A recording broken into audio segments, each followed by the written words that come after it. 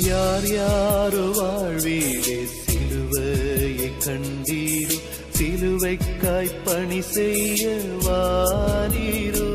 கிறிஸ்துவுக்குள் பிரியமானவர்களே, மரணத்தை ஜெயித்து உயிரோடு இழந்த ஆண்டவர் இயேசு கிறிஸ்துவின் நாமத்தினாலே SMPM NGPM மிஷனரி இயக்கத்தின் சார்பிலே எழுந்து கட்டுவோம் வாருங்கள் என்கிற நிகழ்வுக்கு உங்களை அன்போடு கூட வரவேற்கிறோம். நம்முடைய ஆண்டவராகிய இயேசு கிறிஸ்து தம்முடைய சீசர்களை நோக்கி, நீங்கள் உலகம் எங்கிலேயும் புறப்பட்டு போங்கள், சர்வ சிருஷ்டிக்கும் இந்த சுவிசேஷத்தை பிரசங்கம் பண்ணுங்கள் என்று சொல்லி மார்க்கு 16வது அதிகாரம் 15வது வசனத்தில் அவர் வாக்கு பண்ணியிருக்கிறார்.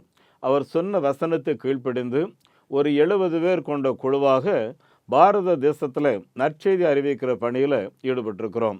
நம்முடைய அண்டை நாடாகிய நேபாள் நாட்டிலையும் நாம் ஆண்டோடைய நற்செய்தியை அறிவிக்கிறோம். சுமார் 197 மிஷனரிமார் இந்தியாவின் 24 மாநிலத்திலையும் நேபாள் நாட்டில் 6 மாநிலத்திலையும் தங்கியிருந்து நாம் நற்செய்தி அறிவிக்கிறோம். இந்த நற்செய்தி அறிவிக்கிறதுடைய விளைவாக சுமார் 5950 பேர் இதுவரையிலும் திருமுழுக்கு எடுத்து முதல் தலைமுறை கிறிஸ்தவர்களாக தங்களை அறிக்கையிட்டிருக்கிறார்கள். கடந்த ஜனவரி மாதத்தில் மாத்திரம் சுமார் 350 பேர் திருமுழுக்கு மூலம் இயேசுவே ஆண்டவர் என்று அறிக்கையிட்டிருக்கிறார்கள். ஆண்டவரின் பெரிய கிருபையினாலே நம்முடைய பாரத தேசத்தில் இதுவரையிலையும் சுமார் 570 கிராமங்களில் திருச்சபைகளை ஸ்தாபிக்கும்படி தேவன் எங்களுக்கு உதவி செய்திருக்கிறார். 33 கிராமங்களிலே ஆலயங்களை கட்டி பிரதிஷ்டை செய்திருக்கிறோம். ஆண்டவருக்கு மகிமையாக இன்னும் ஒரு 15 இடங்களில் வேலை நடந்து கொண்டிருக்கிறது. ஒரு 85 இடங்களில் ஆலயம் கட்டுவதற்கு இடங்களை தெரிந்தெடுத்து அஸ்திபாரங்கள் போட்டு ஸ்பான்சர் எதிர்பார்த்து காத்து கொண்டிருக்கிறோம். அருமையானவர்களே, தேசம் எங்கிலேயும் நல்ல ஒரு வரவேற்பு இருக்கிற ஒரு காலம். ஆங்காங்கே மிஷனரிகளுக்கான பயிற்சிகளை நடத்தி இன்னும் தரமான மிஷனரிகளை தெரிந்தெடுக்கிறதற்காக இந்த பயிற்சிகளை ஒழுங்கு செய்கிறோம். அருமையானவர்களே, இந்த சீசத்துவ பயிற்சி முகாமில் வந்து பங்கு பெறக்கூடியவர்கள் எங்களுக்கு ஒரு வாய்ப்பை தாருங்கள் என்று சொல்லி சுமார் 320 பேர் தங்களுடைய அப்ளிகேஷன்ஸை கொடுத்து காத்திருக்கிறார்கள். அருமையானவர்களே, நம்முடைய தேசத்தில் நாம் இன்னும் அதிகமான மிஷனரிகளை அனுப்ப அதிகமான ஆத்துமாக்களை ஆண்டவருக்கு என்று ஆதாயம் செய்ய முடியும். ஆயத்தமாக இருக்கிறவர்களை அனுப்புகிற பணியிலையும் நாம் எல்லாரும் ஈடுபட வேண்டும். பவுல் சொல்லும்போது, பிரசங்கிக்கிறவர் இல்லாவிட்டால் எப்படி கேள்விப்படுவார்கள்? அருமையானவர்களே, பிரசங்கிக்கிறவர்கள் இருந்தால் தான் கேள்விப்படுவார்கள், கேள்விப்பட்டால் தான் விசுவாசிப்பார்கள், விசுவாசித்தால் தான் இயேசுவே ஆண்டவர் என்று சொல்லி அறிக்கை செய்வார்கள். இந்த கடைசி காலங்களில் அருமையானவர்களே, நம்முடைய ஆண்டவர் கொடுத்து போன கடைசி கட்டளை நிறைவேறுவதற்கு நாம் வேகமாக நம்மை அர்ப்பணிக்கிறதோடு நம்மால் இயன்ற அளவுக்கு இந்த நற்செய்தி பணியில் ஈடுபட வேண்டும். நம்பிக்கை தொலைக்காட்சியில் இப்படி ஒவ்வொரு வியாழக்கிழமை தோறும் இரவு 8:30 மணிக்கும், சனிக்கிழமை தோறும் மாலை 7:45 மணிக்கும், ஞாயிற்றுக்கிழமைகளிலே காலை 6 மணிக்கும் எங்களுடைய செய்தி வருகிறது. அருமையானவர்களே, நீங்களும் கேளுங்கள், மற்றவரிடத்திலையும் கேட்கறதுக்கு உற்சாகப்படுத்துங்கள். ஏனென்றால் நம்முடைய ஆண்டவர் கொடுத்து போன கடைசி கட்டளை நம்முடைய தேசத்தில் நிறைவேறாத கட்டளை. அருமையானவர்களே, இன்னும் நம்ம நாட்டில் 4 லட்சம் கிராமங்களில் ஆலயங்கள் கிடையாது. நம்முடைய தேசத்தில் சுமார் 6144 ஜாதிகள், 2700க்கும் அதிகமான மொழிகளை பேசுகிறார்கள். விதவிதமான கலாச்சாரம், விதவிதமான ஐதீகங்கள், ஆராதனை முறைமைகள். அருமையானவர்களே, நம்முடைய தேசத்தவர்கள் எல்லாருக்கும் ஒரே வாஞ்சை, நாங்கள் எப்படியாயிலும் சொர்க்கம் போக வேண்டும். ஆகவே சொர்க்கம் போவதற்கான பாதைகளை யார் சொன்னாலும் நம்பி அந்தந்த ரூட்லெல்லாம் போய் கொண்டிருக்கிறவர்கள் நம்முடைய தேசத்து மக்கள். ஆனால் இயேசு தெளிவாக சொன்னார், நானே வழியும் நானே சத்தியமும் நானே ஜீவனுமாக இருக்கிறேன், என்னை அல்லாமல் ஒருவனும் பிதாவினிடத்தில் வரான் என்று சொல்லி யோவான் 14:6 நம்ம எல்லாருக்கும் தெளிவாக சொல்லியிருக்கிறார். அது மாத்திரமல்ல, மேலே வானத்திலையும் கீழே பூமியிலையும் மனிதர்கள் ரட்சிக்கப்படுவதற்கு இயேசு கிறிஸ்து நாமமே இல்லாதபடி வேறு நாமமே இல்லை என்பதை அப்போஸ்தலர்கள் பிரசங்கம் பண்ணும்போது அப்போஸ்தலர் 4:12 தெளிவாக அவர்களும் சொல்லி இருக்கிறார்கள். ஆகவே அன்பானவர்களே, நம்முடைய தேசத்தவர்களுக்கு சரியான பாதைகளை காட்ட வேண்டியது நம்ம எல்லார் மேல் விழுந்த பொறுப்பு. அது மாத்திரமல்ல அருமையானவர்களே, நம்முடைய தேசத்தவர்கள் நிம்மதியை தேடி, சமாதானம் தேடி, எனக்கு ஜாதகம் சரியில்லை, எனக்கு நேரம் சரியில்லை, என் விதி சரியில்லை, எல்லாம் என் தலைவிதி, இப்படி ஒவ்வொருவரும் தங்களை தாங்களே வெறுத்து நொந்து போய் வாழ்ந்து கொண்டிருக்கிற ஜனங்களுக்கு இந்த சாபக்கேட்டை மாற்றுகிறவர் இயேசு கிறிஸ்து என்கிற செய்தியை நாம் சொல்ல வேண்டும். அது மாத்திரமல்ல, யோவான் 1வது அதிகாரம் 7வது வசனம், 8வது வசனம், 9வது வசனத்தில் இயேசு தெளிவாக சொல்லும்போது, நமக்கு பாவம் இல்லை என்பமையானால் நம்மை நாமே வஞ்சிக்கிறவர்களாக இருப்போம். நம்முடைய பாவங்களை நாம் அறிக்கையிட்டால் எல்லா பாவங்களையும் நமக்கு மன்னித்து நம்மை அதிலிருந்து விடுதலையாக்கி நம்மை சுத்தம் பண்ணி நம்மை காத்துக்கொள்வதற்கு இயேசு கிறிஸ்து உண்மையுள்ளவர், நம்பத்தக்கவர் என்று எழுதியிருக்கிறது. என் அன்பானவர்களே, இப்படி நம்பத்தக்க இந்த இயேசு கிறிஸ்துவை நம்முடைய தேசத்தவர்களுக்கு நாம் வேகமாக சொல்ல வேண்டும். யோவான் பிரசங்கம் பண்ணும்போது இயேசு கிறிஸ்துவை இதோ உலகத்தின் பாவத்தை சுமந்து தீர்க்கிற தேவ ஆட்டுக்குட்டி என்று சொன்னார். அன்புக்குரியவர்களே, உலகமெங்கிலையும் இருக்கிற ஜனங்களுடைய பாவங்களை சுமந்து தீர்க்கிறவர் இயேசு கிறிஸ்து. அது மாத்திரமல்ல, என்னிடத்திலே சமாதானம் உண்டு, என்னுடைய சமாதானத்தை உங்களுக்கு வைத்து போகிறேன் என்று இயேசு தெளிவாக சொல்லியிருக்கிறார். ஆகவே நிம்மதி இல்லாத ஜனங்களுக்கு நிம்மதியை தருகிற ஆண்டவர், கட்டப்பட்டிருக்கிற ஜனங்களுடைய கட்டுகளை அவிழ்க்கிறவர் ஆண்டவர் என்கிற செய்தியை நாம் சொல்ல வேண்டும். என் குடும்பத்தில் ஒரு சாபம் இருக்குன்னு சொல்லி எத்தனை பேர் வேதனையோட அருமையானவர்களே எங்களிடத்துல கேட்டுக்கொள்கிறார்கள் தெரியுமா? அருமையானவர்களே, போன வாரத்தில் அருமையானவர்களே நாங்கள் பூட்டான் போயிருந்தோம். பார்த்துக்குங்க, பூட்டானில் அருமையானவர்களே 1679 போர்த்துகீசியர்கள் அங்கே சென்றிருக்கிறார்கள். அதான் அவங்க தான் முதல் கிறிஸ்தவர்கள்.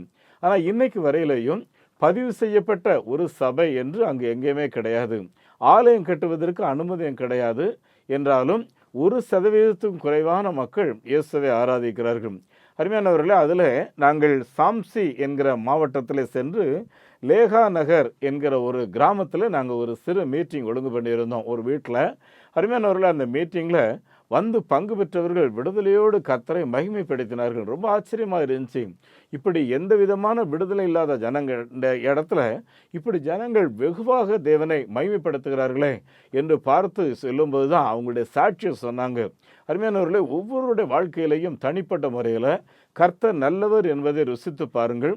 அவர் மேல் நம்பிக்கையாக இருக்கிற மனுஷன் பாக்கியவான் என்று வேதத்தில் எழுதியிருக்கிறபடி அவரை நல்லவராக வாழ்வில் ருசி பார்த்தவர்கள். அதில் ஒரு சகோதரன், அவருடைய பெயர் இந்திரகுமார் ராம். அருமையானவர்களே, அவருக்கு 2 கிட்னி ஃபெயிலியர் ஆயிடுச்சு. டாக்டர் சொல்லிட்டா, நீ 1 மாதம்தான் உயிரோடு இருப்பேன், அதனால் என்னென்ன விரும்புகிறியோ எல்லாத்தையும் சாப்பிட்டுக்கோ, நீ அதுக்கு மேலே உயிரோடு இருக்க மாட்டேன்னு சொல்லி. அப்படிப்பட்ட நேரத்தில் தான் அவருடைய மாமா ஒருத்தர் சொல்லியிருக்கிறாரு, உனக்கு இயேசு அந்த கிட்னியை சரிப்படுத்துவார், அது மாத்திரம் இல்லை உன்னை உயிரோட வாழ வைப்பார், நீ அவரை விசுவாசித்து பார் அப்படின்னு சொல்லிட்டு அவருடைய மாமா இவருக்காக ஜெபிக்க ஆரம்பித்திருக்கிறார். தொடர்ந்து குடும்பத்தாரும் ஜெபிக்க ஆரம்பித்திருக்கிறார்கள். சில நாட்களில் உடலில் ஒரு விடுதலை பார்த்துக்குங்க. அருமையானவர்களே, மருத்துவர்கள் சொன்னாங்க 1 மாதம் கூட இருக்க மாட்டேன்னு சொல்லி.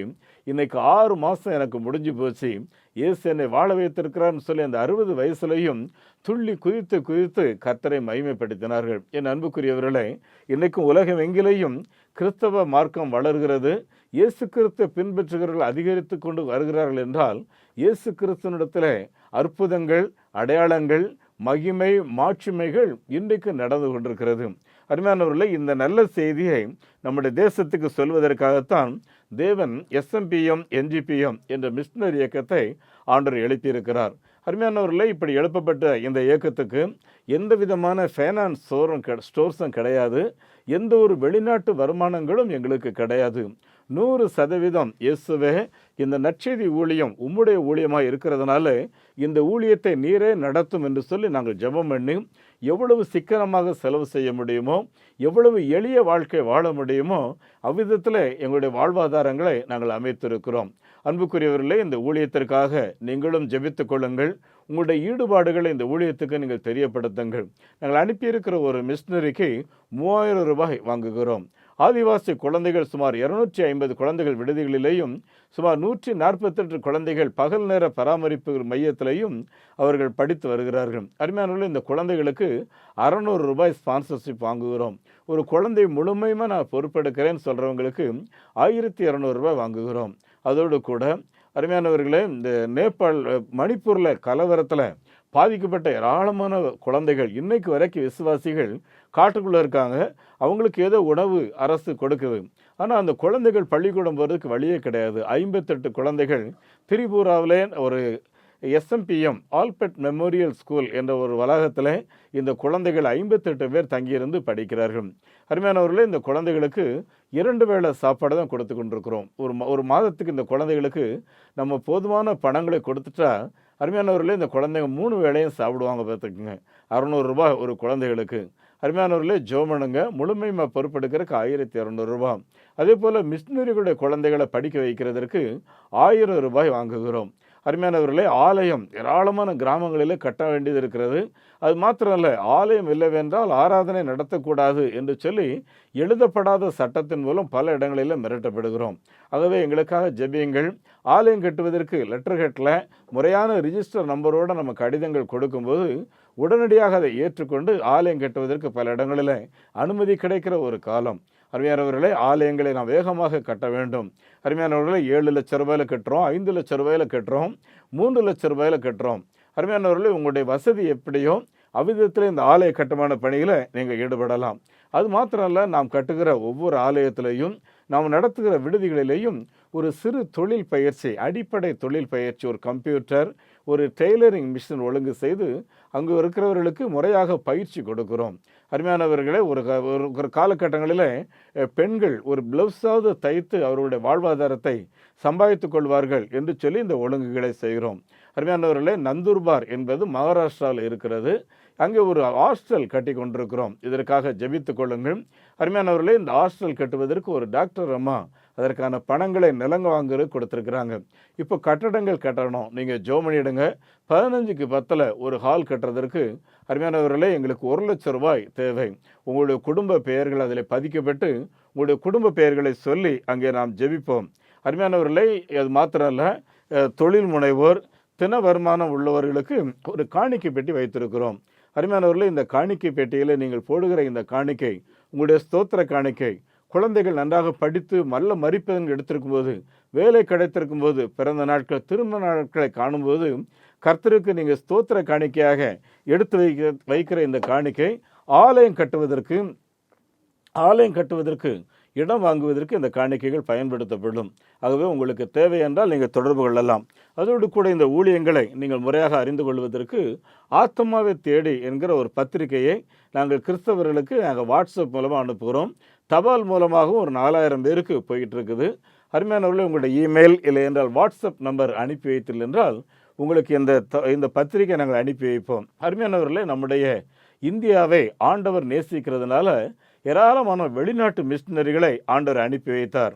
அருமையானவர்களே, வில்லியம் கேரி என்பவர் இங்கிலாந்து தேசத்தில் சாதாரண பழைய செருப்புகளை அவர் கிளீன் பண்ணி அதை தைக்கிற ஒரு தொழில் செய்து கொண்டது என்றாலும் தன்னுடைய இந்த குடிசையில் இந்தியா படத்தை வைத்து, ஆண்டவரே, இந்த இந்தியர்கள் ஒருவர் கூட நரகம் போகக்கூடாது அப்படின்னு சொல்லி அவர் டெய்லி ஜோம் பண்ணுவாராம். பார்த்துக்குங்க அருமையானவர்களே, நரகங்கிறது அது மனுஷனுக்காக ஏற்படுத்தப்பட்டது அல்ல, அது பிசாசின் தூதர்களுக்காக ஏற்படுத்தப்பட்டது.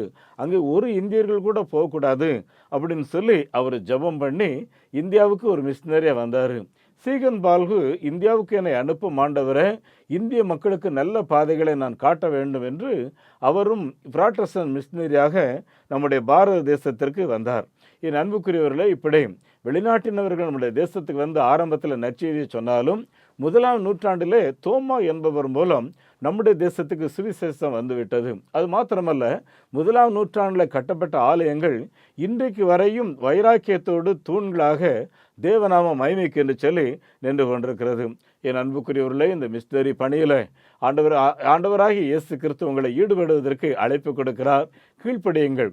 உலக அளவிலேயே 2% பணங்கள் மாத்திரம்தான் மிஷினரி பணிகளுக்குன்னு சொல்லி செலவு செய்யப்படுது. மீதி 98% பணங்கள் கிறிஸ்தவர்கள் மத்தியிலே நடைபெறுகிற ஊழியங்களுக்காக தான் பயன்படுத்தப்படுகிறது. அப்படின்னா மிஷினரி ஊழியங்களிலே நம்முடைய பங்கு என்ன அப்படிங்கிறத யோசித்து பாருங்க. அருமையானவர்களே, லூக்கா 15:10 எழுதியிருக்கு, மனம் திரும்புகிற ஒரு பாவி நிமித்தம் பரலோகத்தில் மிகுந்த சந்தோஷம் உண்டாயிருக்குன்னு சொல்லி. அருமையானவர்களே, கடந்த நாளில் நாங்கள் உத்தரகாண்டில் 3 பேருக்கு பேப்டிசம் கொடுத்தோம். அருமையானவர்களே, வெஸ்ட் பெங்காலில் 3 பேருக்கு பேப்டிசம் கொடுத்தோம். அருமையானவர்களே, கடினமான ஒரு காலம் இது, உங்களுக்கு நல்லாவே தெரியும். என்றாலும் இந்த காலகட்டங்களிலேயும் ஆங்காங்கே பேப்டிசம் நடந்து கொண்டிருக்கிறது என்றால் தேவன் தம்முடைய ராஜ்யத்தை கட்டுவதில் வைராக்கியத்தோடு நின்று கொண்டிருக்கிறார். ஆகவே இந்த ஆத்மாதாய பணியில் உங்களுடைய பங்கு என்ன அப்படிங்கிறத யோசித்து பாருங்கள். அருமையானவர்களே, நீங்கள் கட்டிடம் கட்டுவதற்கு என்று சொல்லி கொடுக்கிற காணிக்கை NGPM அக்கௌண்ட்டில் எங்களுக்கு 80G எக்ஸப்ஷன் இருக்கிறது. ஒருவேளை நீங்கள் அதில் தேவை என்றால் உங்களுடைய சிறப்பு நன்கொடைகளுக்கு நீங்கள் அதை பெற்றுக்கொள்ளலாம். உங்களுடைய வங்கி எண்ணை குறித்து வைத்துக் கொள்ளுங்கள். நெகேமியா new generation partaker movement SMPM, State Bank of India account number 42 12 20 691, IFSC code SPIN 0061761. அதே போல் salvation mission partaker movement SMPM, South Indian bank account number 0886073000169, IFSC code SIPL 0000886. எங்களுடைய தொலைபேசி எண் 9043867550 9447375550. அருமையானவர்களே, எங்களுக்கு காரியங்கள் ஜெபித்துக் கொள்ளுங்கள். ஆண்டவர் நிச்சயமாக உங்களை ஆசீர்வதிப்பார். அருமையானவர்களே, வருகிற இந்த 5ஆம் தேதி புதன்கிழமை தொடங்கி சாம்பல் புதன்கிழமை என்று சொல்வார்கள். ஆகவே இந்த லெண்டன் டேஸுக்கு சம்பந்தப்பட்ட ஒரு தேவனுடைய வாசனத்தை உங்களோடு நான் பகிர்ந்து கொள்ள விரும்புகிறேன். நம்முடைய ஆண்டவராகிய இயேசு கிறிஸ்து இந்த உலகிலே ஊழியம் செய்த காலங்களில் 60% நேரங்களை அவர் தம்முடைய சீசர்களுக்காக அவர் செலவு செய்தார். ஏன் சீசர்களுக்காக செலவு செய்தார் என்று கேட்போமே என்றால், உலகத்தில் இருக்கிற ஜனங்களில் தேவனை பின்பற்றுகிறவர்கள் என்று யார் யார் இருக்கிறார்களோ அவர்களிடத்தில் அவர் அதிகமான நேரங்களை செலவு செய்து அவர்களை வைத்து உலகத்தை கலக்குகிற ஒரு வேலையை தேவன் செய்து கொண்டிருக்கிறார். 12 பேர் உலகமெங்கிலேயும் புறப்பட்டு போய் உலகத்தை கலக்கினார்கள். அருமையானவர்களே, இன்றைக்கு நம்முடைய பாரத தேசத்தில் 2% கிறிஸ்தவர்கள் இருக்கிறோம். நாம் இந்தியாவில் மாபெரும் புரட்சியை மாபெரும் காரியங்களை செய்ய வேண்டிய காலகட்டத்தில் இருக்கிறோம். ஆகவே அதற்கு ஏற்ற விதத்தில் தேவன் நம்மோடு கூட இந்த நாளில் பேசுவாராக. லூக்கா 9வது அதிகாரம் 25வது வசனத்தில் நம்முடைய ஆண்டவர் இயேசு சொல்லும்போது, மனுஷன் உலகம் முழுவதையும் ஆதாயப்படுத்தி கொண்டானே என்றாலும் அவன் தன்னைத்தானே கெடுத்து நஷ்டப்படுத்தி கொண்டால் அவனுக்கு என்ன லாபம் என்று சொல்லி வேதம் ஆத்மாவை குறித்து பேசுகிறது. பார்த்துக்குங்க என் அன்பானவர்களே, உலகத்தில் இருக்கும்போது எல்லாருக்குமே தேவை உண்டு. ஆனால் அந்த தேவை பேராசையாக மாறிவிடுகிறது. லூக்கா 12வது அதிகாரத்தில் வாஸ்து பாருங்க, அங்கே ஒரு பெரிய ஐஸ்வர்யவான் பார்த்துக்குங்க. அவருக்கு நிறைய சொத்துக்கள், நிறைய விளைச்சல். அவர் என்ன சொல்கிறாரு, இன்னும் பல அறைகளை கட்டி என்னுடைய சேமிப்புகளெல்லாம் அங்கே போட்டு வைத்து ஆத்மாவை பார்த்து சொல்கிறார், இந்த ஆத்மாவே நீ அநேக ஆண்டு காலம் சாப்பிட்டு நீ புசித்து திருப்தியாயிருன்னு சொல்கிறார். அப்போ பரலோகத்திலேருந்து ஒரு சத்தம் கேட்குது, மதிகேடனே, இன்றைக்கு உன்னுடைய ஜீவன் எடுத்துக்கொள்ளப்பட்டால் நீ சேர்த்து வைத்தவைகள் யாருக்காகும் என்று சொல்லி. அருமையானவர்களே, இப்படி தான் நிறைய பேருடைய மனநிலை இருக்கு. பார்த்துங்க, ஒருத்தன் நாடோடி அந்த அரசர்கிட்ட வர்றான், அரசரை எனக்கு 1 சென்ட் நிலம் கொடுத்தீங்கன்னா போதும், என் வாழ்க்கையில் நான் ஏதாவது செய்து நான் பொழைச்சிக்குவேன், எனக்கு 1 சென்ட் கொடுங்கன்னு சொல்லுவேன். அந்த அரசர் சொல்கிறாரு, நாங்கள் ஒன்றிய மாதிரி ரொம்ப குறுகிய மனது உள்ளவங்க அல்ல, பெரிய மனது, எங்களுக்கு நிறைய லேண்ட் இருக்குது.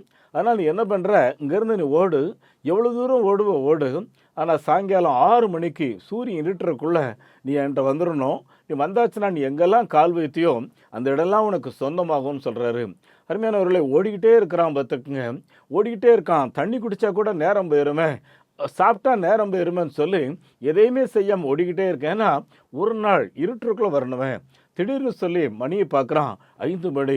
ஐயோ, அரசர் இருக்கிற இடத்துக்கு போனோன்னா குறைஞ்சது 2 மணி நேரம் ஆகுமே, எப்படி நான் போய் சேருவேன்னு தெரியலையேன்னு சொல்லி அங்கேருந்து ஓடி களைத்து போய் வர்றான். பார்த்துக்குங்க, அரண்மனை வாசலில் வந்தவன் அப்படியே வேகமாக விழுந்து விடுகிறான். விழுந்த உடனே அவனுடைய ஜீவன் அவனை விட்டு போய்விட்டது. அரசர் அவனை பார்த்து சொல்கிறாரு, தம்பி, நீ 1 சென்ட் இடம் கேட்டேன், நீ கால் வைக்கிற இடம்லாம் உனக்கு சொந்தம்னு சொன்னேன், ஆனால் உனக்கு திருப்தி வராமல் ஓடி நீ இவ்வளோ நேரம் கஷ்டப்பட்டதெல்லாம் நீ இழந்து போயிட்டியே அப்படின்னு சொல்லி சொல்கிறாரு. பார்த்துக்குங்க என் அன்புக்குரியவர்களே, இதுதான் இன்றைய மனிதர்களுடைய உலகம். பார்த்துக்குங்க அருமையானவர்களே, நம்முடைய ஆண்டவராகிய இயேசு கிறிஸ்து உயிரோடு இருந்த நாட்களில் அவரை திரள் கூட்டமான ஜனங்கள் பின்பற்றி கொண்டிருந்தார்கள். எங்கே போனாலும் கூட்டமாக ஜனங்கள் இயேசுவுக்கு பின்னால் சென்று கொண்டிருந்தார்கள். ஆனால் இயேசுவுக்கு நன்றாக தெரியும், இவர்கள் யாருமே உண்மையிலேயே என்னை பின்பற்றவில்லை, எனக்கு உண்மையான சீசனாக இருக்க விரும்பவில்லை என்று சொல்லி அவர் இப்படி பின்பற்றுகிறவர்களுக்கு 3 முக்கியமான தகுதிகள் இருக்க வேண்டும் என்று சொல்லுகிறார். இயேசு கிறிஸ்துவை பின்பற்றுகிறவர்கள் என்று சொல்லுகிறவர்கள் அருமையானவர்களை ஒவ்வொரு நாளும் அவர்கள் தங்களுடைய மனப்பாங்குகளை இல்லை என்றால் தன்னுடைய மனதை சரியான நிலையிலே காத்து கொள்கிறவர்களாக இருக்க வேண்டும் என்று சொல்லுகிறார். அருமையானவர்களே, யோசித்து பாருங்க. நம்முடைய மனசு ஒரு குரங்கு மாதிரின்னு சொல்லுவாங்க. ஒவ்வொரு நேரமும் என்னென்னமோ யோசிக்கும் பார்த்துக்குங்க. மரம் விட்டு மரம் குரங்கு தாவுற மாதிரி தாவிட்டே இருக்கும் பார்த்துக்குங்க. அருமையானவர்களே, இந்த மனதை ஒருமுகப்படுத்துகிறதுல நாம் எப்படிப்பட்டவர்களாக இருக்கிறோம், நம்முடைய மனப்பாங்கு எப்படி இருக்கிறோன்னு சொல்லி நம்ம யோசிக்க வேண்டும். இரண்டாவது இயேசு சொல்லும்போது பார்த்தீங்கன்னா, சுயத்தை நீ வெறுக்க வேணும் அப்படின்னு சொல்கிறாரு. அருமையானவர்களே, இந்த உலகத்தில் இருக்கிறதுல 98% மக்கள் சுயநலம் உள்ளவர்களாகத்தான் இருக்கிறாங்கன்னு சொல்லி ஒரு ஆய்வறிக்கை சொல்லி. ஏன்னா எல்லாமே அவங்களுக்கு தான், அவங்களுக்கு போக மீதி இருந்தால் கூட இன்னொருத்தருக்கு அப்படின்னு யோசிக்காம மேலும் மேலும் அவங்களுக்கானதையே சேர்த்து கொள்ளுகிறார்கள். இதுதான் சுயம் பார்த்துக்குங்க.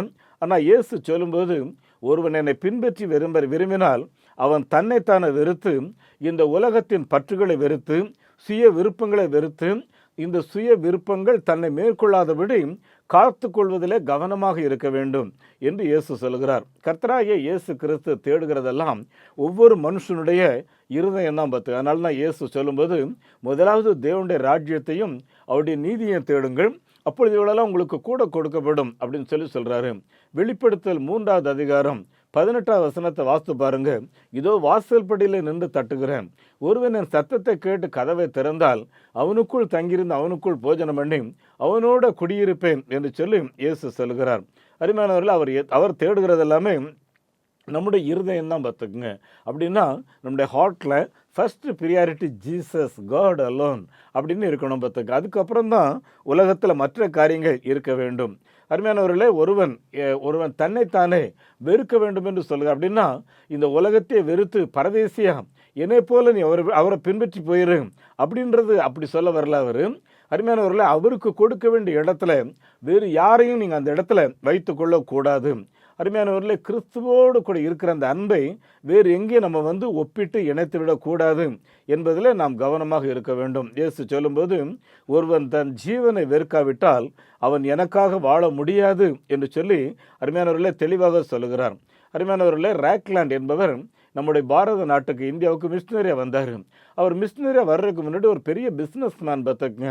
அவருடைய மாமா பெரிய தொழிலதிபர், அவங்க அம்மாவுக்கு ஒரு ஒரே ஆள் தான். அருமையானவர்களே, இவர் மிஷினரியாக போகிறேன்னு சொல்லும்போது அவங்க மாமா சொல்கிறாங்க, தம்பி நம்ம கம்பெனி சார்பில் 100 மிஷினரி அனுப்பி வைப்போம். அந்த மிஷினரி எங்கெல்லாம் கோயில் கட்டணும்னு சொல்கிறாங்களோ, என்னென்ன நல்ல காரியங்கள் செய்யணும்னு சொல்கிறாங்களோ எல்லாமே நம்ம செய்துருவோம், நீ மட்டும் போக வேண்டாம்னு சொல்லும்போது, அன்னைக்கு ஆண்டவரிடத்தில் அவர் ஜெபம் பண்ணும்போது மத்தேயு 10வது அதிகாரம் 37லிருந்து 40 வரைக்கும் ஆண்டவர் அவரோடு கூட பேசுகிறார். தகப்பனையாவது தாயையாவது என்னை விட அதிகமாக நேசிக்கிறவன் தகுதியானவன் அல்ல அப்படின்னு சொல்லிட்டு தொடர்ந்து அவரோட பேசிக்கிட்டே இருக்கிறாரு. இந்த வசனத்தை எல்லாம் வாசித்த அந்த அருமையானவர்களே, ராக்லாண்ட் நான் கட்டாயம் இந்தியாவுக்கு போகணும்னு சொல்கிறாரு.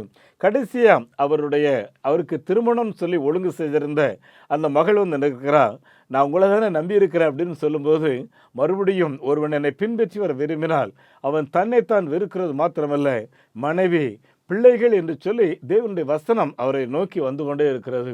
அருமையானவர்களை, தைரியமாக புறப்பட்டு வந்தார் பார்த்துக்குங்க. என் அன்புக்குரியவர்களை, இதுதான் சுயத்தை முற்றிலும் வெறுக்கிறது அப்படின்னு சொல்கிற பார்த்துக்குங்க. அருமையானவர்களை, இரண்டாவது சிலுவையை எடுத்துக்கொண்டு இயேசுவை பின்பற்றுவது. அதாவது சிலுவை என்றாலே பாடுகள், உபத்திரவங்கள். அருமையானவர்களே, நம்மிலே பலர் எனக்கு எந்த பாடுகளும் வர வேண்டாம், எந்த துக்கமும் எனக்கு துன்பமும் வரக்கூடாது, அப்படி தான் நம்மிலே எல்லாருமே ஜெபம் பண்ணுறோம், அதை பார்த்து நம்ம ஓடுகிறோம் பார்த்துக்குங்க. அருமையானவர்களே, இந்த பாடுகள் அருமையானவர்களே நமக்கு அடுத்த ப்ரொமோஷனை கொடுக்குற பத்துக்கு பரீட்சை எழுதினா தான் நம்முடைய பிள்ளைகள் அடுத்த கிளாஸுக்கு போவாங்க இல்லையா? அதே மாதிரி பாடுகள் என்பது உலக பிரகாரமான வாழ்க்கையில் இன்னொரு விருத்தியை, அருமையானவர்களே நமக்கு ஒரு பெரிய மேன்மையை கொடுக்கக்கூடியதான் பாடுகள். அருமையானவர்களே, ஒருத்தன் ஒரு மரக்கட்டையை சுமந்து வருவது போல அவன் கனவு காண்றான் பார்த்துக்குங்க. கொஞ்சம் பாரமாக தான் இருக்குது என்றாலும் அதை சுமந்தான் போகணுன்ற ஒரு நிர்பந்தத்தோட நடந்து வந்து கொண்டிருக்கிறான். ஒரு குறிப்பிட்ட இடத்துக்கு வந்த உடனே அங்கே பார்த்தீங்கன்னா ஒரு சின்ன ஓடை குறுக்கிடுகிறது. அந்த தண்ணி வேகமாக ஓடுது, உள்ளே இறங்கினா அழிச்சிட்டு போயிடும். அப்போ ஒருத்தர் சொல்கிறாரு, தம்பி நீ தோளில் வச்சிருக்கிறல்ல, இந்த மரத்தை தூக்கி அப்படியே அந்த பக்கம் போடு, உனக்கு ஒரு நல்ல பாலம் மாதிரி கிடச்சிரும், நீ ஈஸியாக நடந்து போகலான்னு சொல்லி. என் அன்புக்குரியவர்களே, பாடுகள் என்பது பல நேரங்களில் நமக்கு உயர்வை கொடுக்கக்கூடியது மாத்திரமல்ல, நமக்கு சரியான பாதைகளை காட்டக்கூடியது, நமக்கு வழிநடத்தக்கூடியது, நம்முடைய இருதயங்களை பக்குவப்படுத்தக்கூடியது. அது மாத்திரமல்ல, மனிதர்கள் யார் யார் எப்படிப்பட்டவர்கள் என்பது இந்த பாடுகள் நேரத்தில் தான் நம்மளால் புரிந்து கொள்ள முடியும். பார்த்துக்குங்க, அன்மையானவர்களே, மூணாவது இயேசு கிறிஸ்து சொல்லும்போது, ஒருவன் அவரை பின்பற்ற விரும்பினால் அவன் திட்டமிட்டு தெளிவாக செயல்படுகிறவன் என்று சொல்லிவிட்டு ஒரு கட்டடத்தை கட்டுகிற காரியத்தை, இல்லையென்றால் ஒரு அரசர் யுத்தம் பண்ணுவதற்கு இன்னொரு நாடோடு போகிற காரியத்தை குறித்து இயேசு கிறிஸ்து அங்கே ஒரு எக்ஸாம்பிளாக பேசுகிறாரு. என் அன்புக்குரியவர்களே, இந்த விஷயங்களை சற்று யோசித்து பாருங்கள். எந்த காரியமாக இருந்தாலும் செல்லும் செலவை, நான் கட்டுகிற கட்டடத்துக்கான காரியங்களை என்னிடத்தில் இருக்கிறதா என்று திட்டமிட்டு தெளிவாக செய்ய வேண்டும். அருமையானவர்களே, எஸ்எம்பிஎம் மிஷனரி இயக்கத்தை பொறுத்தவரையிலையும் தெளிவான திட்டமிட்டு தேவ சமூகத்திலே ஜெபித்து தேவ சித்தத்தை நிறைவேற்ற வேண்டும் என்பதற்காக ஒவ்வொரு நாள் காலையில் 4:30 மணிக்கே தேவ சமூகத்தில் வந்து நாங்கள் ஏக்கமாக ஜெபம் பண்ணுகிறோம். அருமையானவர்களே, 7:30 மணி வரையிலையும் அந்த ஜெப நேரம் ஓடும். பார்த்துக்கு என்னென்னா, ஒரு நாளும் சுயம் தலையெடுத்து விடக்கூடாது என்பதற்காகவும், தேவ திட்டத்தை மீறிவிடக்கூடாது என்பதற்காகவும் இந்த ஜெபத்தை நாங்கள் ஏறெடுத்து கொண்டிருக்கிறோம்.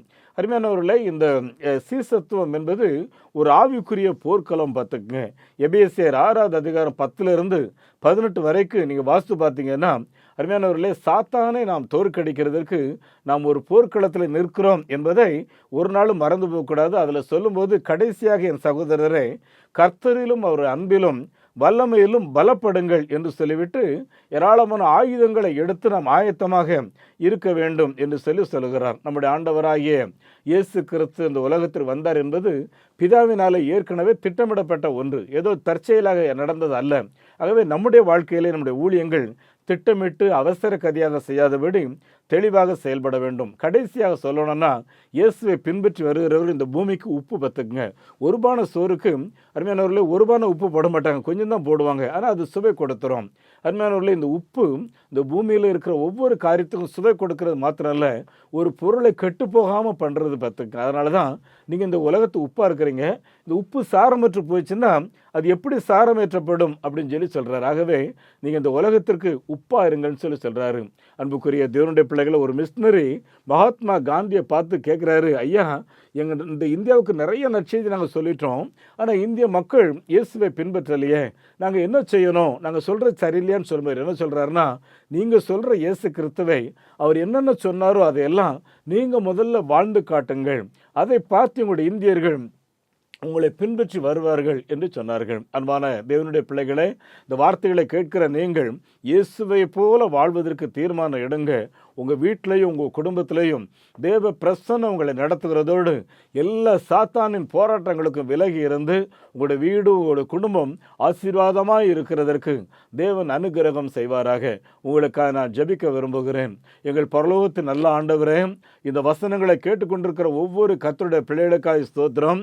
ஆண்டவரே, நீர் எங்களை உம்முடைய சீசர்களாக வாழும்படி ஆண்டவரே நீர் அழைப்பு கொடுத்திருக்கிறதுக்காக ஸ்தோத்திரம். தன்னைத்தானே வெறுத்து ஆண்டவரே என்னை பின்பற்ற வேண்டும் என்று சொல்லியிருக்கிறதுக்காக ஸ்தோத்திரம். ஆண்டவரே, இந்த பூமியில சுயத்தை வெறுக்கிறது, ஆண்டவரே பாடுகளை சந்தோஷமாக ஏற்றுக்கொள்கிறது என்பதை நாங்கள் அணிகலங்களாக்கி கொள்வதற்கு எங்களுக்கு உதவி செய்ய வேண்டும் என்று சொல்லி ஜெபிக்கிறோம். எந்த காரியத்தையும் அவசர கதியாய் செய்யாதபடி நிதானமாய் திட்டமிட்டு செய்யும்படி இயேசுவே நீர் எங்களை பலப்படுத்த வேண்டும் என்று சொல்லி நாங்கள் ஜெபிக்கிறோம். ஆண்டவரே, இந்த நாளில் இந்த வார்த்தைகளை கேட்ட உம்முடைய பிள்ளைகள் ஒவ்வொருவரும் உப்பாக செயல்படும்படி, சுவையாய் காணப்படும்படி, ஆண்டவரே கெட்டு போகாத ஜீவிக்கும்படி இயேசுவே நீர் உதவி செய்ய வேண்டும் என்று சொல்லி ஜெபிக்கிறோம். ஆண்டவரே, இந்த வார்த்தைகளை கேட்டுக்கொண்டிருக்கிற ஒவ்வொருடைய வாழ்க்கையிலையும் ஒரு விடுதலையை தாரும், ஒரு சமாதானம் தாரும், உம்முடைய பிள்ளைகள் எதிர்பார்க்கிற அந்த நிம்மதியை தாரும், உம்முடைய பிள்ளைகளின் கட்டுகளை இயேசுவே நீர் மாற்றி போடும். அப்படியே நீர் செய்கிறதற்காக ஸ்தோத்திரம். ஆண்டவரும் இரட்சகருமாகிய இயேசு கிறிஸ்து நாமத்தில் இந்த ஜெபத்தை கேட்கின்றோம் பிதாவே, ஆமேன். நம்முடைய ஆண்டவர் இயேசு கிறிஸ்துனுடைய கிருபையும் பிதாவாகிய தேவனின் அன்பும் பரிசுத்த ஆவியானவரின் நடத்துதல் ஆசீர்வாதம் நம் அனைவரோடும் இன்றும் என்றும் சதா காலங்களிலேயும் தங்கியிருப்பதாக. ஆமேன். இந்த மாபெரும் நற்செய்தி பணியில் ஒரு ஆதிவாசி குழந்தைய நீங்கள் 600 ரூபாய் கொடுத்து படிக்க வைக்கலாமே, உங்களால் ஏன்ற தொகையை கொடுத்து ஒரு ஆலயங்கள் கட்டுவதற்கு தீர்மானம் எடுக்கலாமே, உங்களுடைய பங்குகள் என்ன?